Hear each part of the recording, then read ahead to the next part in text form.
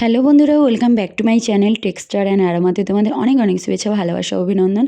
আজকে একটা দারুণ রেসিপি তোমাদের সঙ্গে শেয়ার করব। তো দেখো, এখানে হচ্ছে আমি ফুলকপি, কুমড়ো, আলু আর শিম কেটে নিয়েছি, আর বড় বড় চিংড়ি মাছ নিয়েছি।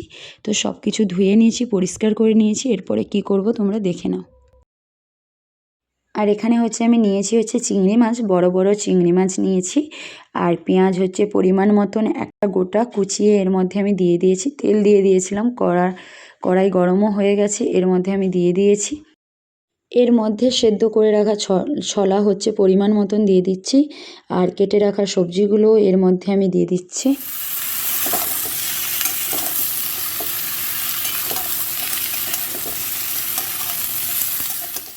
কিছুক্ষণ কষে নেওয়ার পরে হচ্ছে এর মধ্যে আমি কেটে রাখা বেগুনগুলো এর মধ্যে আমি দিয়ে দিচ্ছি, দিয়ে আবারও একটু কষে নেব। নুন হচ্ছে স্বাদ অনুযায়ী দিয়ে দিচ্ছি এর মধ্যে আমি, দিয়ে আবারও একটু কষে নেব ভালো করে।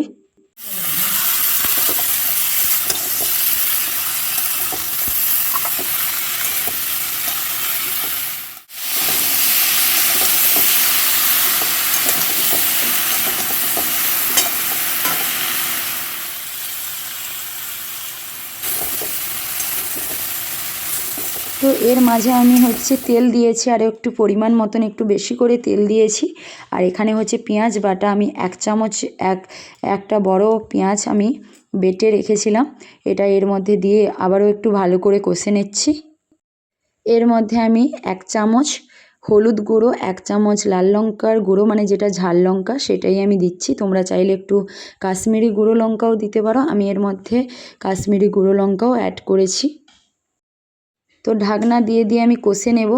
আর এটা একদম জল লাগবেই না, মানে ওই ঢাকনা দিয়ে দিয়েই সুন্দরভাবে কষে নিলেই তরকারিটা সুন্দরভাবে সবজি হয়ে যাবে।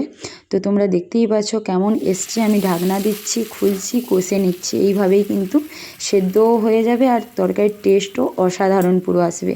তো ভেজে রাখা আমি এখানে বড়ি ভেজে রেখেছিলাম, সেটাই এর মধ্যে আমি অ্যাড করে দিচ্ছি।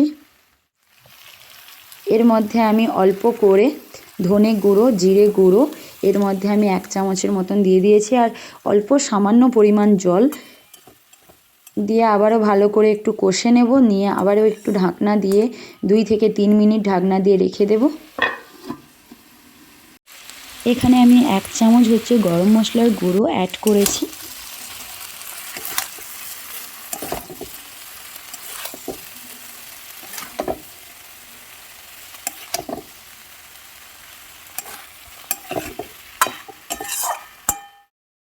তো এটা হয়েও গেছে, তোমরা দেখতে পাচ্ছ কত সুন্দর দেখতে এসছে সবজি রেসিপি। তো এইভাবে সত্যিকারের সবজি বানালে বাড়িতে আর কোনো কিছুই লাগবে না। অসাধারণ একটা সবজি রেসিপি তোমাদের সঙ্গে শেয়ার করলাম, তো তোমাদের খুবই ভালো লাগবে আশা করি। তো আমি গার্নিশে বেশি কিছুই করলাম না, কারণ অসাধারণ একটা সবজি রেসিপি। তো দারুণই দেখতে যেমন এসছে, তেমন খেতেও খুবই টেস্টফুল। এই রেসিপি থাকলে আর কোনো কিছুই লাগবে না, এক থালা ভাত নিমেষেই খাওয়া যেতেই পারে। আর সত্যি বলছি খুবই টেস্টফুল। তোমরা অবশ্যই একবার বাড়িতে চেষ্টা করো, ট্রাই করো। আমি যেইভাবে রান্না করেছি এইভাবেই রান্না করো। আর কেমন হয়েছে আমাকে অবশ্যই কমেন্ট বক্সে কমেন্ট করে জানাবে। আর যদি ভালো লাগে তাহলে কী করবে, লাইক করবে, শেয়ার করবে, সাবস্ক্রাইব করবে, আর পাশে থাকা বেল আইকন বাটনে ক্লিক করে নিও, তাহলে আমার ভিডিও সবার প্রথম তোমাদের কাছে পৌঁছে যাবে, রান্নার ভিডিও সবার প্রথম তোমাদের কাছে পৌঁছে যাবে। তো আজকের মতন টাটা, সবাই সুস্থ থাকো, ভালো থাকো, আর আমার নেক্সট ভিডিওর জন্য অপেক্ষায় থাকো।